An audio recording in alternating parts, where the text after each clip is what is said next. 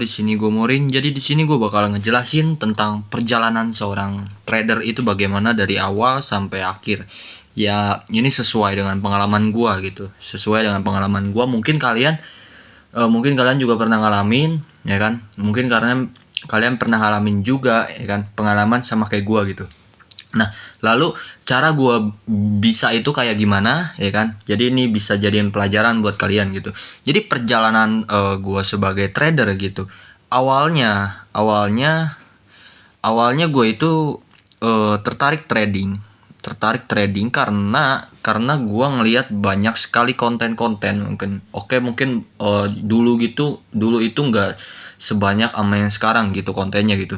Jadi dulu gue kenal trading itu dari Google gitu, dari Google ya kan, cara menghasilkan uang gitu. Jadi gue tahu trading itu dari Google pertama ya. Nah, dari Google ya kan, karena gue iseng-iseng aja gitu nyari cara menghasilkan uang tambahan gitu ya kan, kayak gimana. Nah, temulah trading gitu.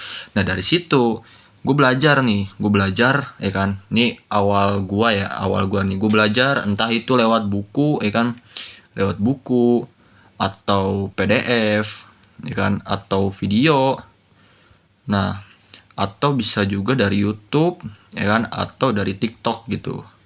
Nah, gue belajar ya kan, belajar. Nah, gue itu belajarnya itu selama 3 bulan ini gue belajarin. Nah, yang pertama kali gue belajar ya kan, yaitu tentang kita itu harus mengenal yang namanya candle gitu. Nah, jadi ini yang pertama kali gue belajar itu tentang candle. Lalu setelah kita mengenal candle lalu kita mengenal yang namanya market structure.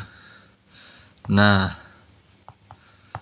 setelah ini kita belajar apa lagi? Setelah kita mengenal candle dan market structure, lalu kita mengenal yang namanya SNR atau harga tertinggi dan terendah gitu. Nah, lalu setelah gue belajar SNR, ya kan, gue belajar yang namanya SMC. Intinya gue belajar metode dulu lah pas awal gitu. Jadi gue kenalin candle dulu, habis itu market structure itu seperti apa, SNR, SMC gitu. Lalu setelah metode gitu, jadi intinya gue hanya pelajarin basic aja lah dari market structure, SNR, SMC gitu. Nah, lalu setelah itu yang gue pelajarin adalah mengenai psikologi trading. Karena seorang trader harus mempunyai psikologi yang bagus gitu. Jadi kalau kita trading itu ya kan 70% psikologi ya kan.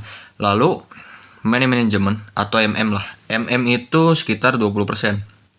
Nah, lalu metode itu nggak perlu banget ya kan. Jadi kita cuman hanya membantu kita analisa doang. Jadi 10% aja. Jadi dalam trading itu kita hanya fokus ke dalam psikologinya aja gitu. Kita bagusin psikologi kita. Lalu setelah gue belajar psikologi gitu ya kan, gue memperbaiki psikologi gue ya kan. Jadi kita trading itu jangan panik. Maksudnya kita itu harus tenang gitu dalam trading. Biar kita itu bisa profit yang maksimal gitu. Kalau kita trading di bawah panik atau kita maksudnya masih kayak nggak tenang gitu, yang ada kita malah loss terus ya kan, yang ada kita ABC gitu. Nah, setelah gue pelajarin psikologi ya kan, gue pelajari yang namanya trading plan. Trading plan di sini jadi itu sebagai rencana trading kita. Contoh kita modal $10. Nah, ini gue modal $10. Nah, yang kita lakuin adalah ya kita usahain kita tuh kayak rencana trading lah, trading plan nih gue tulis di sini, trading plan. Nah, ini modal kita $10. Nah, kita menggunakan risk and rewardnya itu contoh 1/3 ya kan. SL $1, PP-nya itu $3 setiap kita entry. Nah, intinya rencana trading kita lah, kita atur sedemikian rupa yang bagus ya kan. Usahain yang paling bagus menurut kita, skenario kita trading itu seperti apa gitu. Lalu setelah gue mengenal trading plan ya kan, setelah gue mengenal psikologi, metode dan lain sebagainya, gue udah paham nih cukup ilmu gue. Lalu gue mau mencoba trading gitu. Gue baru pertama kali trading, ya kan. Gue udah paham nih ilmunya. Yang namanya juga kita trading, kita harus belajar dulu. Nah setelah gue mengenal yang namanya trading, itu gue langsung deposit. Awal-awal gue deposit itu deposit itu karena gue waktu itu masih anak sekolah. Gue deposit itu sekitar $10 atau sama dengan 163.000 lah, karena gue waktu itu masih anak sekolah gitu. Jadi $10. Nah pasti ikan trader awal, oke katakanlah kita dikasih profit waktu itu gue profit sekitar 1 juta, karena gue waktu itu FM. Wajar aja karena gue waktu itu FM atau full margin. Nah gue dapat 1 juta karena full margin gitu. Nah setelah ini karena nafsu gitu, walaupun gue udah belajar psikologi, tapi kita itu masih suka nafsu lah, namanya juga manusia gitu. Karena kita ngelihat kita dapat duit segampang ini, kita malah nafsu gitu. Nah yang ada 1 juta ini habis gitu, karena gue pakai FM lagi. Gue berharap mendapatkan 10 juta gitu, karena kan 100.000 ke sekitar 100 ribuan ke 1 juta itu gampang, sedangkan 1 juta ke 10 juta mungkin gampang kalau kita hoki gitu. Kalau kita full margin, kita hoki dapat 10 juta itu ini gampang. Tapi di sini gue gagal langsung MC. Nah karena gue masih awalan gitu, pasti trader pemula ketika habis MC kita pengen cepet-cepet recovery gitu, kita pengen cepet-cepet ngebalikin 1 juta kita yang dulu gitu maksudnya. Nah kita depo lagi, pasti perjalanannya seperti ini, depo lagi kan $10 lagi, anggaplah $10. Kita FM lagi. Nah dari situ kan gue MC lagi terus ya kan, berulang-ulang depo MC terus gitu ya kan, sampai pada akhirnya gue menemukan suatu jalan ya kan. Sebenarnya bukan seberapa jauh ilmu kita di dalam kita menguasai ilmu trading, tapi sebagai sejauh mana kita menguasai pengalamannya gitu. Karena karena ilmu terbesar itu dari pengalamannya, bukan dari ilmu yang kita pelajari sebanyak apa. Mungkin kalian belajar metode ICT, Alchemist atau Quarterly gitu, ya kan? Atau teori CRT atau sebagai atau MMXM gitu, atau SMT, SMR gitu. Nah, percuma metode kalian bagus atau mungkin modal kalian gede kalau tradingan kalian gak bener. Nah, balik lagi bagaimana kita bisa bagaimana gue bisa sukses gitu, bagaimana gue bisa merubah cara gue yang tadinya full margin, cara gue yang tadinya sering FM atau sering depo menjadi konsisten. Nah setelah gue sering MC konsisten. Nah setelah gue sering MC ya kan, gue pelajarin lagi nih, ternyata kesalahan gue itu ada di MM ya kan, money management.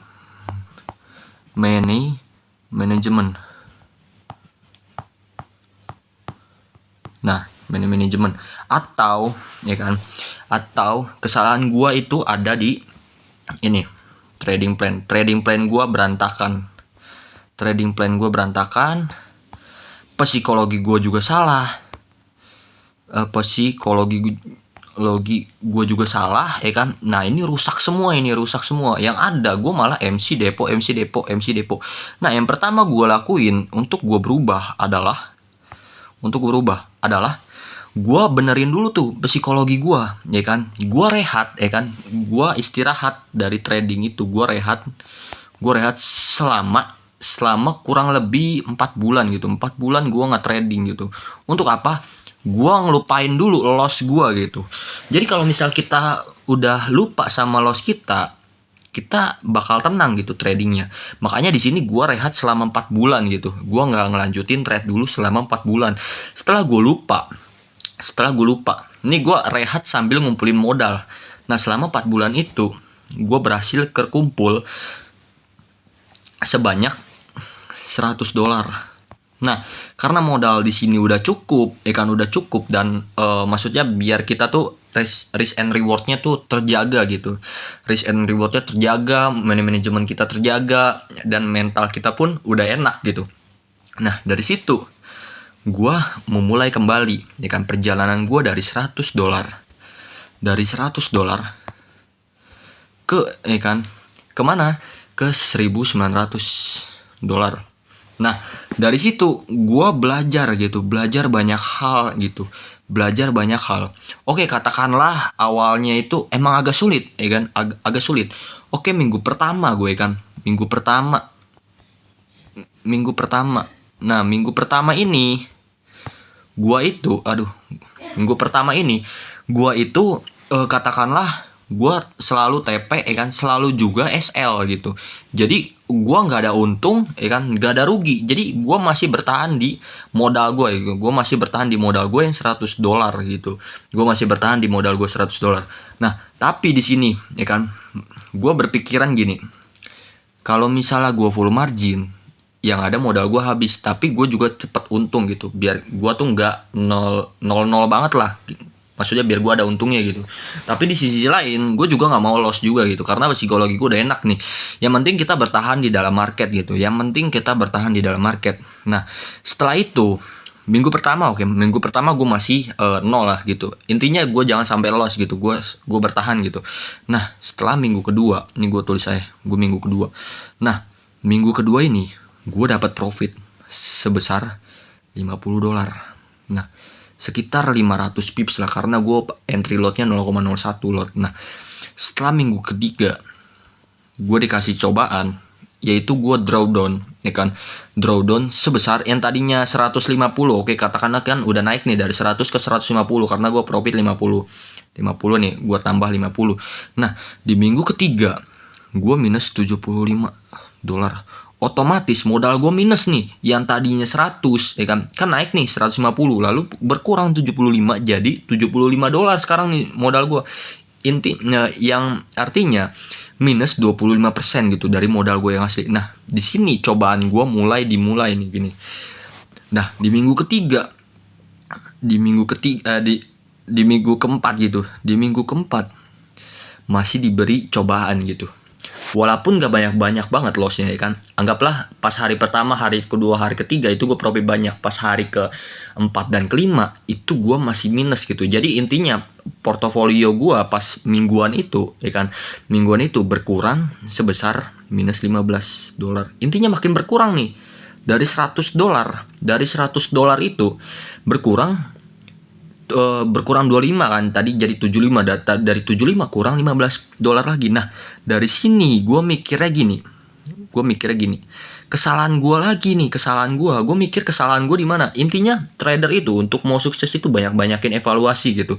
Jadi kita harus mikir, ya kan, ini kesalahan kita di mana nih, ya kan.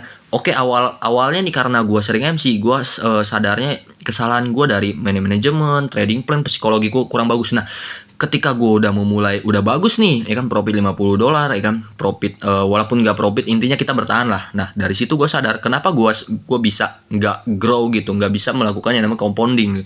Nah, kesalahan gue kali ini ada di over. Nah, over, gue terlalu banyak melakukan entry gitu, gue over trade. Nah, gue over trade, gue sehari bisa sampai 5-10 kali. Dan ini gak bagus banget buat psikologi, gak bagus banget buat cara kita trading gitu. Nah, dari sini gue berubah nih. Yang tadinya gue bisa sampai 5-10 kali gitu dalam sehari, gue kecilin lagi, ya kan, 1-2 kali aja. 2 kali ini cukup, ya kan. Nah, dari situ ya kan, porto gue naik, tapi nggak sebanyak yang kalian kira lah. Nah, naiknya itu sedikit-sedikit, naiknya gitu sedikit. Nih, minggu ke-6 nih, yang tadinya kan minus 60, ya, sekarang modal gue jadi 60, ya kan. Modal gue ini 60 kan, karena kan tadi itu minus banyak kan. Nah, lalu naik tapi nggak begitu banyak, $70 nih, jadi naik 10 lah, gue profit 10 karena gue tradingnya nggak begitu banyak gitu. Nah, di minggu ketujuh dari $70 ke berapa, ke 85. Nah, otomatis, nah ini udah enak nih, nggak apa-apa konsisten profit dikit, yang penting kelihatan gitu kita grow 5%, 10%, ya kan, 15%, 20%, yang penting kita grow gitu. Yang penting psikologi kita enak gitu, tenang, terus juga kita itu nggak nyampe MC, bertahan gitu ya kan. Intinya kita banyakin evaluasi gitu.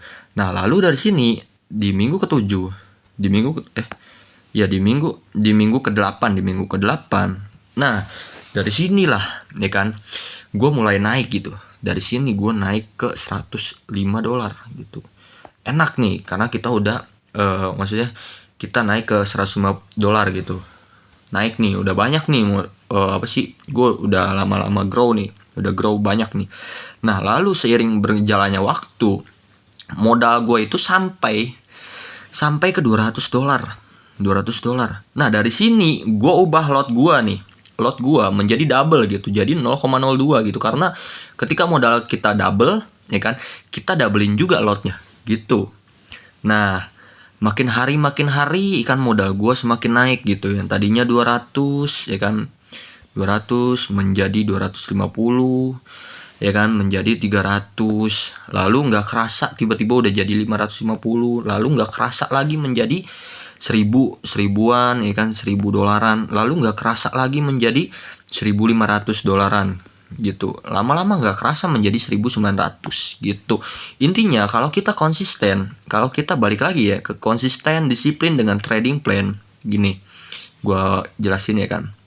Intinya kalau misalnya kita disiplin sama trading plan kita sendiri ya kan, disiplin sama trading plan kalian sendiri.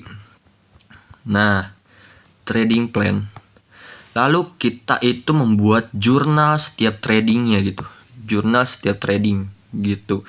Lalu kita psikologi kita bagus ya kan, logi kita bagus. Nah, lalu kita nggak over trade, no over. Lalu kita juga menjaga money management ya kan, money management. Otomatis kita itu enak gitu, kita disiplin sama market gitu. Kita mau itu loss mau itu profit, asal kita jangan over aja, yang penting kita grow gitu. Walaupun gak begitu kelihatan besar, tapi kalau misalnya kita kumpulin gitu, lama-lama modal tersebut bisa naik banyak gitu, asalkan kita sabar ya kan. Yang penting jangan sampai MC gitu. Jadi itu sebuah perjalanan gua. Intinya awal mula emang gue MC. Dari situ gue belajar banyak hal. Dari situ kesalahan gue, trading plan gue kurang bagus, manajemen gue kurang bagus, psikologi gue kurang bagus. Nah, dari situ gue belajar, lalu gue mulai lagi. Setelah gue mulai lagi, ternyata kesalahan gue ada di over gitu. Gue terlalu over trade, yang mana over trade itu tidak bagus untuk trader gitu, karena itu bukan trading secara sehat gitu. Yang ada kita malah over trade, yang ada psikologi kita kena juga, kita nggak tenang nih, yang ada kita loss banyak gitu. Jadi usahain kita itu jangan overload ya kan, jangan over trade gitu, jangan usahain kalian pakai daily loss gitu. Jadi kalian batasin loss kalian berapa, kalian batasin keuntungan kalian berapa, biar kalian nggak over trade gitu. Ya, usahain gitu. Lalu kalian buat jurnal juga setiap tradingnya gitu. Lalu money management kalian gitu, kalian jaga psikologi kalian, jaga. Nah, dari situ kalian bisa gitu grow pelan-pelan. Yang penting pasti jangan terpicu dengan konten-konten yang full margin, karena full margin itu tidak bagus sama sekali. Lebih baik kalian konsisten ya kan.